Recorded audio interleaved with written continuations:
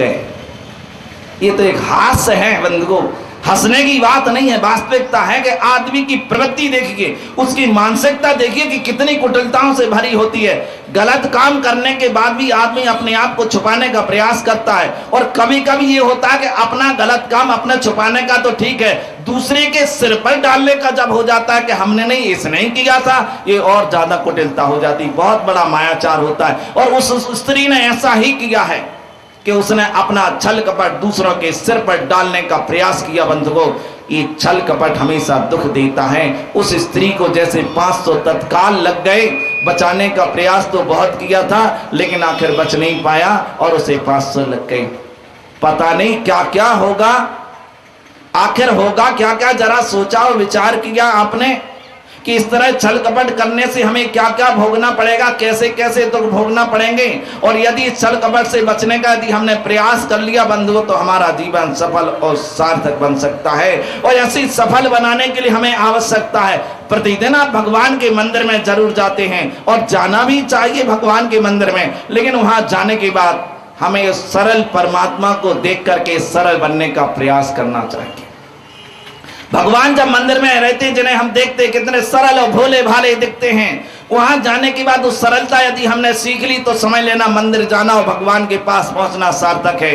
हम एक बुझे हुए दीपक हैं, हम बुझे हुए दीपक हैं और भगवान एक जलता हुआ प्रकाशित दीपक है। हम चाहें तो परमात्मा के जलते हुए दीपक से अपने दीपक को जला सकते हैं, जलाने की आवश्यकता है। और यदि भगवान के जलते हुए दीपक से हमारा दीपक जल जाएगा तो अपने जलते हुए दीपक की लौ में हम अपने आप को देख सकते हैं कि हम क्या हैं।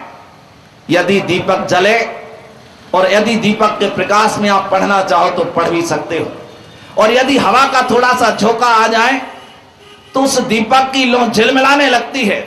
जब लौ झिलमिलाती है तब आप कुछ भी नहीं पढ़ सकते, क्योंकि प्रकाश हिलता है और हिलते हुए प्रकाश में आप पेपर पर नजर डालेंगे, उसके अक्षर आपको समझ में नहीं आए, पढ़ नहीं सकते। ऐसे ही जब हमारी जिंदगी का दीपक झिलमिलाने लगता है, हमारी मन वचन काय की ये त्रिविधता जब झिलमिलाने लगती है, तब ये दीपक के झिलमिलाने के साथ हम अपनी अंतर आसना को नहीं पढ़ पाते कि हमारी अंतरात्मा कैसी है, अच्छी है खराब है, धर्ममय है अधर्ममय है, कितनी धर्ममय कितनी अधर्ममय है, कितनी दुष्प्रवृत्तियों का समावेश हमारे इसमें हो रहा है और कितनी धार्मिक प्रवृत्तियों का समावेश हो रहा है। ये बहुत कुछ हम पढ़ सकते हैं, लेकिन प्रकंपित लौ में नहीं पढ़ सकते हैं। निष्पन्द जब लौ होती है दीपक की, तभी ऐसा हो सकता है। बंधुओं, हमें भी अपने दीपक को जलाना है तो मंदिर में पहुंचने के बाद, परमात्मा के पास पहुंचने के बाद अवश्य थोड़ा सा हमें प्रयास करना चाहिए कि हमारा बुझा हुआ दीपक परमात्मा के जलते हुए दीपक से प्रज्वलित हो उठे और उसमें हम अपने आप को पढ़ सकें, खुदा और खुदी क्या है इसे हम समझ सकें। इतना भी यदि हमने समझ लिया तो समझ लेना हमने बहुत कुछ, बहुत बड़ा काम कर लिया। बंधुओं,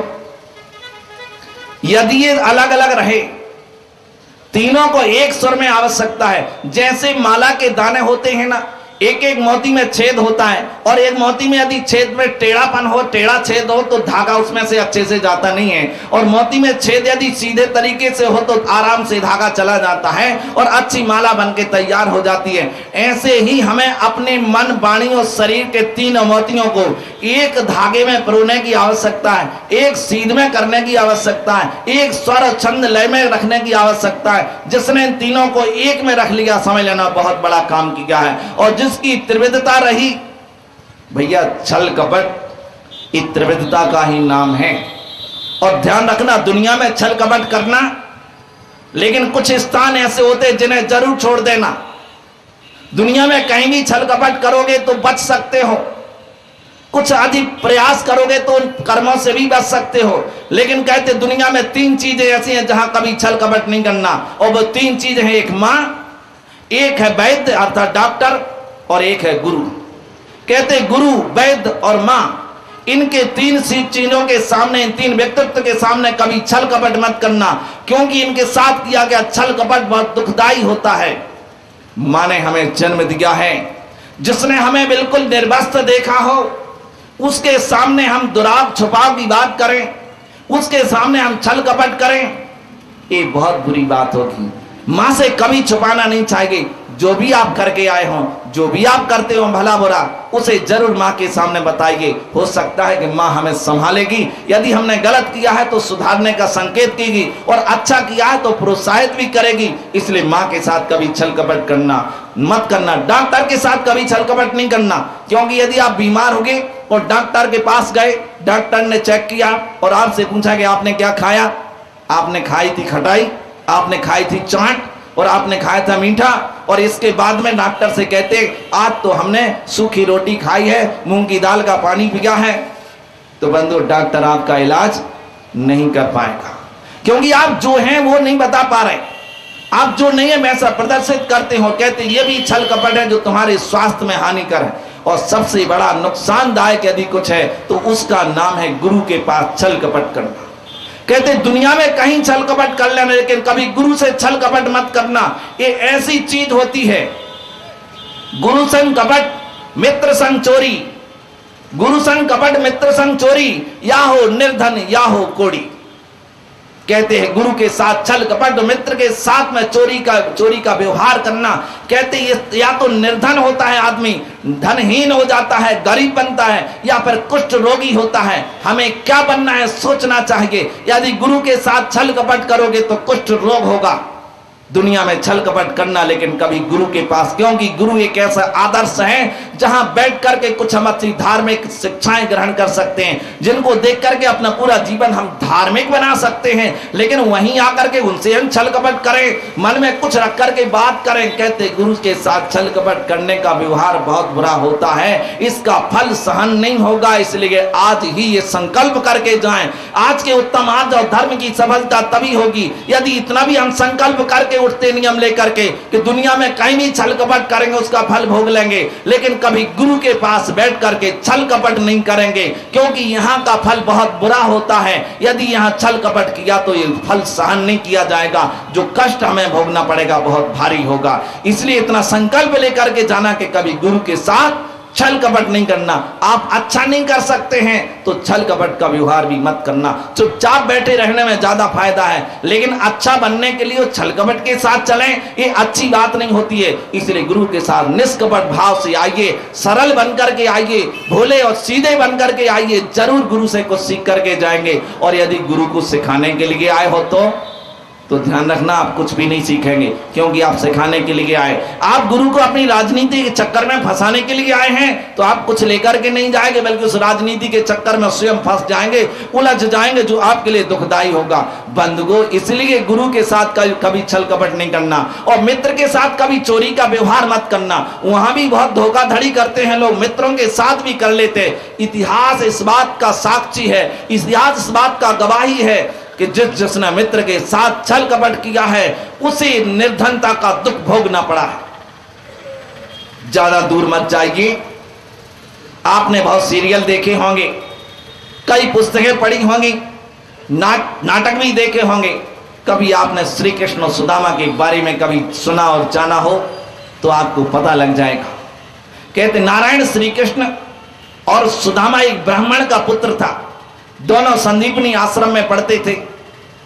गुरु के पास शिक्षा लेने के लिए गए, गुरुकुल में पढ़ने के लिए गए, लेकिन गुरुकुल में पढ़ने की पद्धति अलग है और आज की पद्धति अलग है। आज का आपका बेटा कॉन्वेंट स्कूल में जाता है और आपके घर दरवाजे के सामने गाड़ी आती कॉन्वेंट स्कूल की, और आपके बेटे के साथ बढ़िया बैग रहता है, साथ में टिफिन रहता है, पानी की बोतल रहती है, पैरों में जूते और मोजे होते हैं, और ड्रेस बढ़िया टिप टॉप होती है, एक जैसी होती है, टाई भी लगी रहती है, और एक परिचय पत्र भी लगा रहता है। इसके बाद बेटा आपका कॉन्वेंट स्कूल जाता है, तब इसके बाद वहां प्रवेश मिलता है। और यदि ऐसा ना हो तो वापस लौटा दिया जाता। आज ड्रेस में नहीं, आज जूते नहीं थे, आज मोजे नहीं है, आज टाई नहीं है, आज बैच कहाँ गया।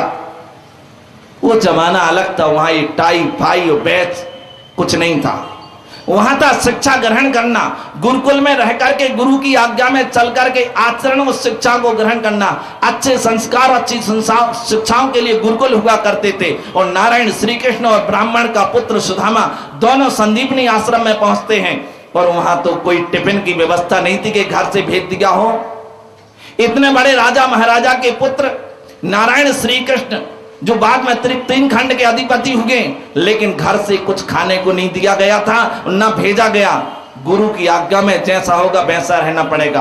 और गुरु ने कहा हमारे यहाँ पढ़ना है तो भिक्षावृत्ति करना होगी, भिक्षा से मांग के लाओ, इसके बाद हमें भी खिलाओ और तुम भी खाओ। एक दिन की बात कि गुरु माता के लिए लकड़ियों की जरूरत थी, भोजन बनना था। उसके पहले उन्होंने नारायण श्री कृष्ण और सुदामा से कहा कि बेटे जंगल जाओ, कुछ लकड़ियां लेकर के आओ तो भोजन बने।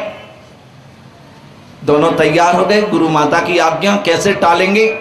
दोनों तैयार हो गए, जब जाने लगे तो गुरु माता ने एक पोटली जिसमें थोड़े से चने रखे थे सुदामा के हाथ में दिए और बोले कि बेटे जब भूख लगे तो दोनों मिलके खा लेना।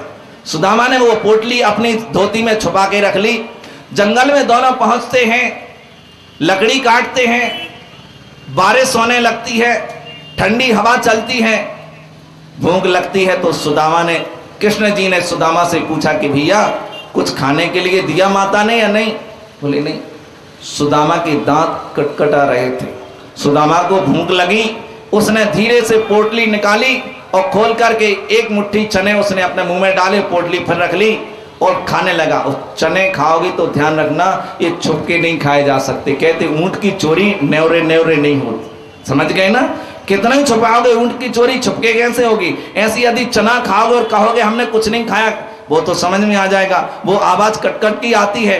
वो जब आवाज आई तो नारायण श्री कृष्ण ने पूछा कि अरे भैया सुदामा, मित्र सुदामा बताओ तो कुछ खाने के लिए है या नहीं? बोले नहीं कुछ भी नहीं है। तो तुम ये क्या खा रहे हो? बोले खा नहीं रहा हूं भैया, क्या है कि पानी बहुत गिर गया है, ठंडी हवा चल रही है, उसके कारण सर्दी के कारण मेरे दांत कटकटा रहे हैं, मैं भी तो भूखा हूं, मैंने कुछ भी नहीं खाया।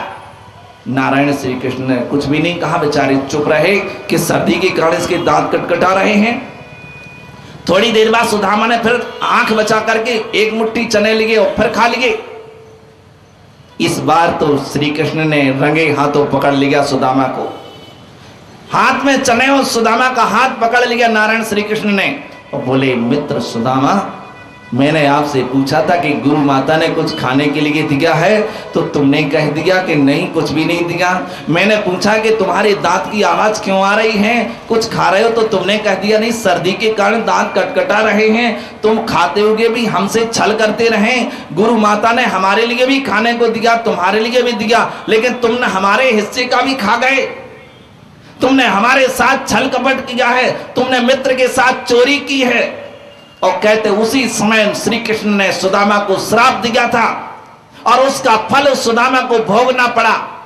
बाद में जाकर के जब दोनों पढ़ करके आ जाते हैं, ब्राह्मण पुत्र सुदामा घर आता है, लेकिन दरिद्रता ने ऐसा घेरा सुदामा के लिए, ऐसा घेरा कि खाने पीने की मुश्किल पड़ गई, खाने पीने की व्यवस्था भी नहीं थी। अब क्या करे, शादी भी हो गई, बच्चे भी हैं, पत्नी भी है और खाने की व्यवस्था नहीं है। भूख के मारे चिल्ला रहे हैं, बच्चे चिल्लाते हैं, कुछ खाने को चाहिए। पत्नी कहती कुछ लेकर के आओ, लेकिन दिन भर घूमने के बाद ब्राह्मण भिक्षा में क्या लाएगा, थोड़ा सा मिलता कुछ नहीं होता, बहुत परेशान हो गए। एक दिन सुदामा की पत्नी कहती है कि देखो ऐसे काम नहीं चलेगा, इतनी दरिद्रता में कैसे जीवन गुजरेगा, पता नहीं हमारे बच्चे कैसे भूख से चिल्लाते फिरते हैं और आप भोजन की व्यवस्था नहीं कर पाते। एक काम करो, इस दरिद्रता को मिटाने का एक ही उपाय है। बोले क्या? आपके मित्र राजा हैं, 3 खंड के अधिपति हैं, त्रिखंडाधिपति नारायण श्री कृष्ण हैं, एक काम करो आप उनके पास जाओ, वो तुम्हारी दरिद्रता मिटा सकते हैं। सुदामा कहता कि मैं नहीं जा सकता, देख रहा हूं मेरा हाल कैसा है, फटे पुराने कपड़े पहने होके जर्जर हालत है मेरी, मैं कैसे जाऊंगा अपने मित्र के पास, कैसे चेहरा दिखाऊंगा, मैं नहीं जा सकता। पत्नी ने बहुत किया, खूब दबाया, तो आखिर सुदामा को कहना पड़ा कि ठीक है मैं जाता हूं, लेकिन खाली हाथ जाकर के करूंगा क्या? कुछ भी तो भेंट करने के लिए, राजा से मिलने के लिए जा रहे हैं तो कुछ भेंट तो देना पड़ेगी, और राजा भी और मित्र भी है। तो उसकी पत्नी ब्राह्मणी ने कुछ जगह जाकर के भिक्षा मांगी तो एक मुट्ठी चावल भिक्षा में मिल गए, पोटली में बांध करके सुदामा को दिए, बोले जाओ ये भेंट कर देना। सुदामा बड़ी भारी मन से चला और नारायण श्री कृष्ण के राज में पहुंचता है, उनके महल के पास जाता है, मुख्य दरवाजे पर पहुंचता है और अंदर प्रवेश करना चाहता है तो द्वारपाल पूछता है कौन, कहाँ जा रहे? बोले हमें नारायण श्री कृष्ण से मिलना है। कहते हटो हटो, कहाँ के पागल आ जाते हैं भीख मांगने वाले, हमारे नारायण श्री कृष्ण से मिलना। नारायण श्री कृष्ण कोई तुम्हारे नौकर चाकर हैं क्या? क्या सामान आदमी, चलो यहाँ से हटो। द्वारपाल हटा देते हैं, बाहर गए। सुदामा गिड़गिड़ाता है, भैया मुझे जाने दो, नारायण श्री कृष्ण तो हमारे बचपन के मित्र, एक बार मिल लेने दो। कहते वाह, ये आया अच्छा मित्र श्री कृष्ण जी का, देखो तो जरा इसकी शकल सूरत तो देखो कैसी लग रही हो। कहता मित्र हूं मैं, हटो हटो यहां से, कहां की बातें करते हो। और सुदामा कहता है कि नहीं भैया, मुझे नहीं जाने देना तो मत जाने दो, लेकिन कम से कम मेरी बात नारायण श्री कृष्ण तक पहुंचा दो। कह देना कि तुम्हारा बचपन का मित्र सुदामा आया है, बस इतना कह दो जाकर के, मुझे नहीं जाने देना तो मत जाने। द्वारपाल को दया आ गई और कहता है ठीक है, मैं जाकर के सूचना दिए देता हूं।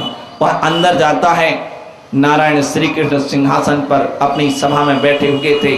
द्वारपाल जाता है, अभिवादन करने के साथ कहता है कि महाराज, द्वार पर एक गरीब सा कोई ब्राह्मण आया है, निर्धन है, फटे पुराने कपड़े पहने हुए है, वो अंदर आना चाह रहा, वो कह रहा है कि हम नारायण श्री कृष्ण के मित्र हैं।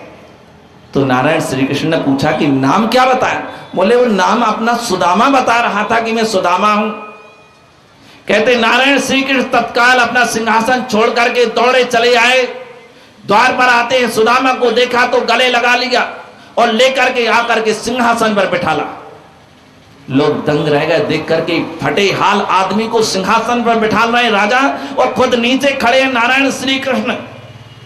और सुदामा की ऐसी दशा देख करके पता नहीं नारायण श्री कृष्ण का मन इतना दुखी होगा। और किसी कवि ने पंक्तियां भी लिखी, देख सुदामा की दीन दशा, करुणा करके करुणा निधि रोए, पानी परात को हाथ छुए नहीं, नैनन के जल सो पग धोए। ब्राह्मण हैं इसलिए अपने घर आए हैं, तो नारायण श्री कृष्ण ने थाली रखी और उनके पाद प्रक्षालन करना चाहा अपने मित्र का, वो ब्राह्मण भी है। तो कहते हैं कि बिना पानी के हाथ लगाए हुए नारायण श्री कृष्ण का मन इतना दुखी हो गया अपने मित्र को देख करके, उनके आंख से आंसू बह गए और आंख के आंसुओं से सुदामा के पैरों का प्रक्षाल हो गया।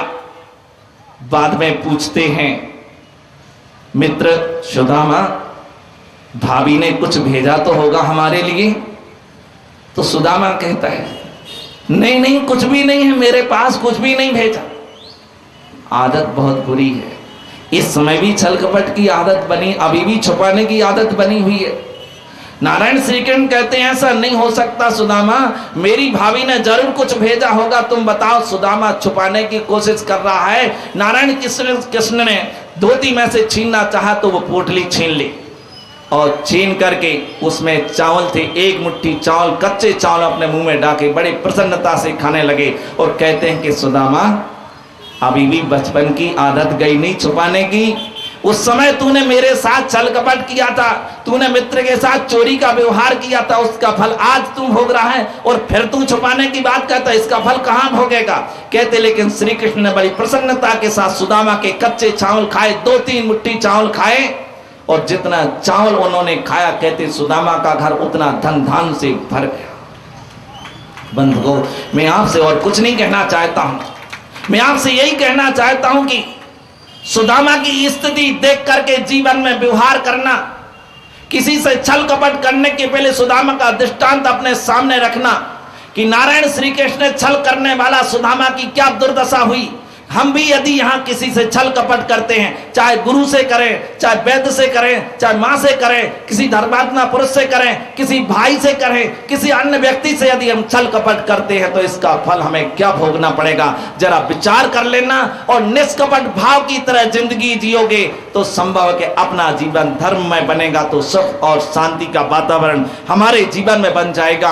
और सुख और शांति जब भी आएगी, इस मन वचन काय की सरलता से आएगी, भोलेपन से आएगी, रिजुता से आएगी, सीधेपन से आएगी, और इसका नाम ही आर्जव धर्म है। ऐसा उत्तम आर्जव धर्म हमें अपने जीवन में लाने का प्रयास करना चाहिए। बगुले की तरह नहीं होना चाहिए, जैसे राम ने बगुले को बहुत अच्छा समझा, लेकिन बाद में पता चल गया कि बगुला कितना छली कपटी है, पता लग गया। लेकिन बगुले की तरह आचरण नहीं होना चाहिए। आचरण तो हमारा धार्मिक होना चाहिए, निष्कपट भाव से मन वचन काय की सरलता हमारे जीवन में आनी चाहिए। यही आचरण हमारे लिए महान बनाता है। सबका जीवन महान, सबका जीवन मंगलमय बने, इसी मंगल कामना के साथ यहीं विराम लेता हूँ। भगवान महावीर स्वामी की जय। अभी आपने परम पूज्य उपाध्याय श्री 108 उदार सागर जी महाराज से प्रार्थना करता हूँ कि वो आगे समर्पित करवाएं। गुरु के चरणों में अभिवादन है, जिनकी पावन प्रतिमा लग कर में है। ओम ह्रीं श्री परम पूज्य गुरुवर उपाध्याय श्री उदार सागर मुनीन्द्राय अनर्घ पद प्राप्त अर्घम निरूपामिति स्वाहा। हे स्वामी नमोस्तु नमोस्तु नमोस्तु। जा वाणी के ज्ञान ते सूझे लोकालोक, सो वाणी मस्तक धरो सदा देत हूँ तो। हे जिण वाणी भारती तो ही जपो दिन रैन, जो तेरो शरणा गहे सो पाए सुख चैन। जय द्वादशांग जिणवाणी माता की जय।